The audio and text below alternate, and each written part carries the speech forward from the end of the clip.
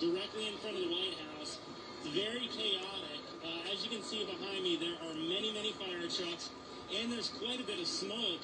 We're behind a police line here, and we can't get any closer. So we're trying to figure out what it is that is on fire right now. Clearly, there is some blaze somewhere very close to us, but it's extremely difficult from this vantage point to figure out what exactly it is. I can tell you, we see fire trucks all over the place. I actually feel like many members of this crowd have kind of slowed down for the moment, because I think a lot of other people who are more or less sharing the same vantage point that you're looking at now are also trying to figure out what's going on back there. There is a building that's under construction back there that was broken into. We showed you earlier quite a bit of broken glass and people throwing rocks at it.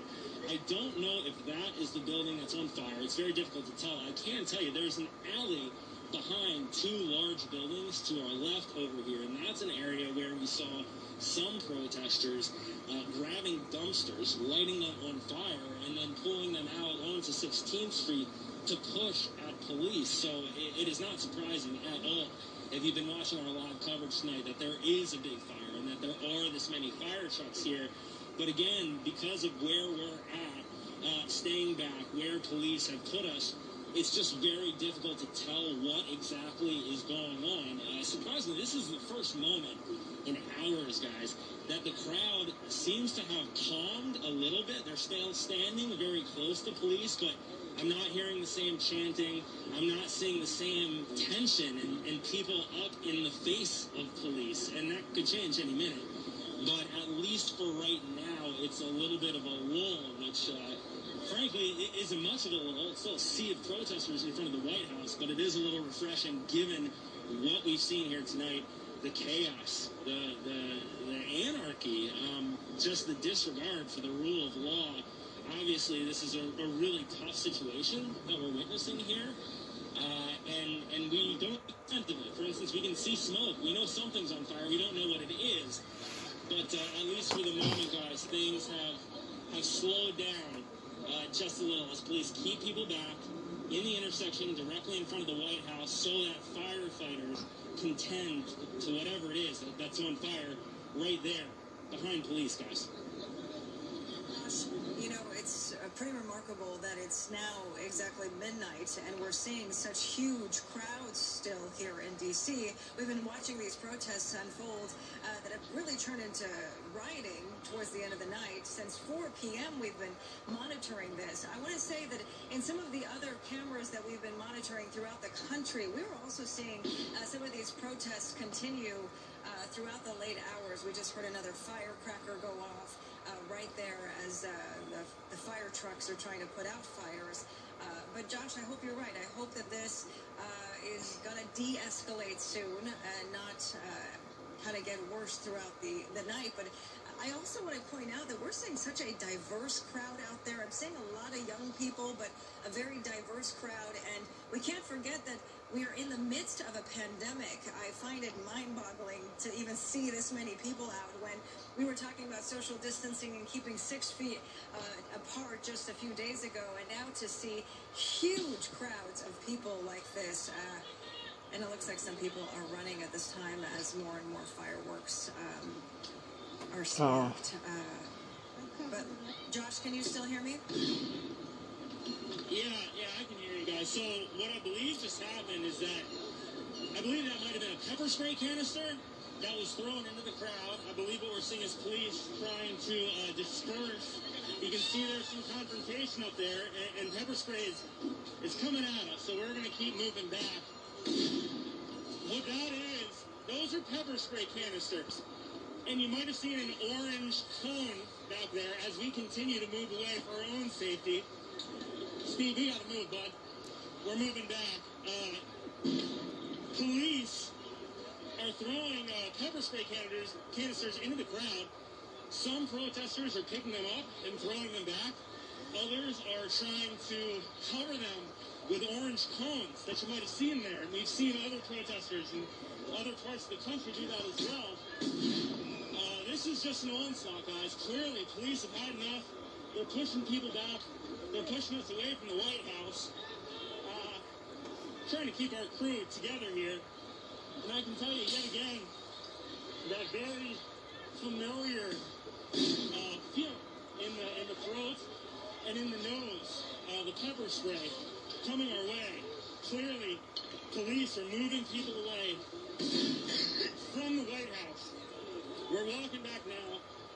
We're doing everything we can to get to a safe part of this area. It is difficult, though, guys, because you see police kind of stay in place, Right. And then all of a sudden they make a move, and then you got to react, and that's what we're seeing now. Josh, why don't you take a minute? Why don't you kind of get to a safe distance? Lauren and I will kind of talk over these live pictures and catch people up here. And if you can kind of just back up and make sure you're safe and none of that pepper spray is affecting you. It looks like we are seeing flames back there near the... Guys, we have our crew together. We're moving away, and we are staying as safe as possible. We're also showing you what's happening in the nation's capital tonight. Josh, what direction are we looking in? Are there flames back there near the Hay Adams across from the church? You know what, Lauren, I got to be honest with you. There's such a sea of people here. It's really hard to see anything other than a foot or two in front of me. We are moving away from the White House, past 16th, past Vermont. And it's just a sea of people, guys. Yeah, it's kind of incredible that we are in the middle of a pandemic. As I watch this, I'm just... Obviously, that is not on the minds of anyone out there tonight, but, wow, we've been talking about people in crowds, large crowds at the beach, and worried about that. I just can't believe the number of people out here in close contact tonight, and obviously that's the least of anyone's problems right now, as there's immediate danger sort of around you here as this continues to pop off. But it is wild looking at this, just because of what we've been dealing with worldwide. I can't believe the number of people who are still out here at this hour tonight.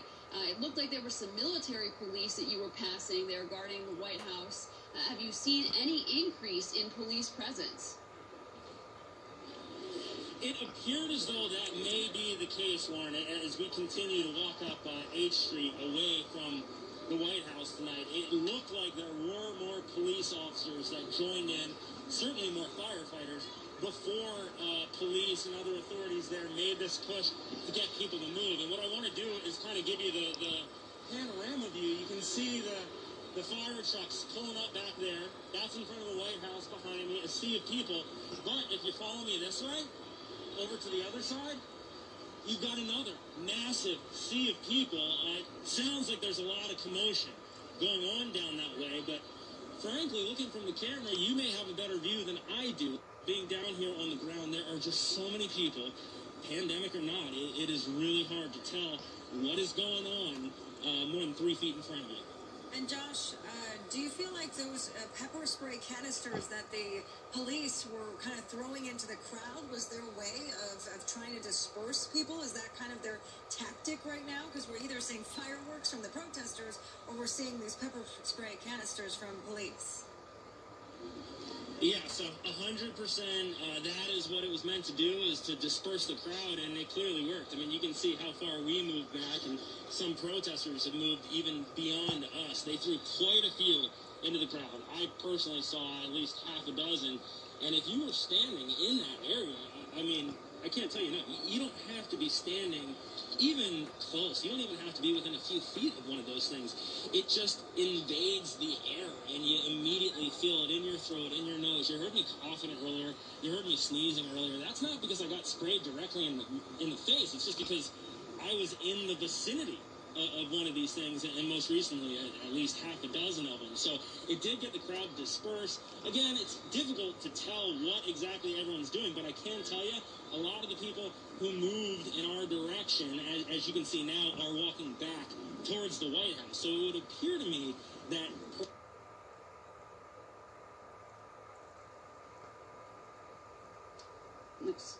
looks like we lost Josh's shot for a second. We'll try to reconnect with him. But you're actually looking at live pictures. This is out of Portland, Oregon, where protests continue there throughout the night as well. You see fires are being lit in that city. And we've been monitoring these very tense and unsettling scenes from Los Angeles to New York, Portland, Oregon, and Denver, and here in our nation's capital throughout the evening.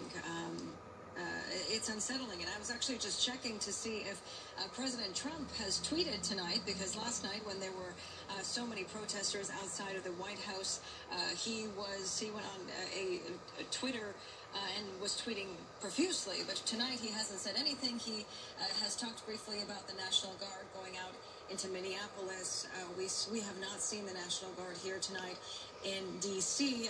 We are also looking at live pictures tonight of a huge fire in San Diego. This is ongoing nationwide right now. New York also seeing violent protests there. They say 13 police vehicles were destroyed, numerous arrests there as well. At San Diego on the right of your screen, Portland, Oregon on the left of your screen. We also know that curfews were in place in more than a dozen cities nationwide, but clearly a lot of people out breaking those curfews. In Manassas, Virginia, right in a suburb here of Washington, D.C., there was a protest that became violent. Prince William County Police deemed it unlawful. We do know that at least one, if not more, officers there injured. In Manassas, still some people out there right now, even though they had been told to go home. And people in that area, this is near the Manassas Mall, Bull Run, Sudley Manor Drive, people who live in the area were asked to shelter in place inside of their homes. They don't want anyone coming out, saying that it is not safe on the street there. So pretty wild. It is not just in the district, the nation's capital, also seeing this in our suburbs, and then in multiple cities nationwide.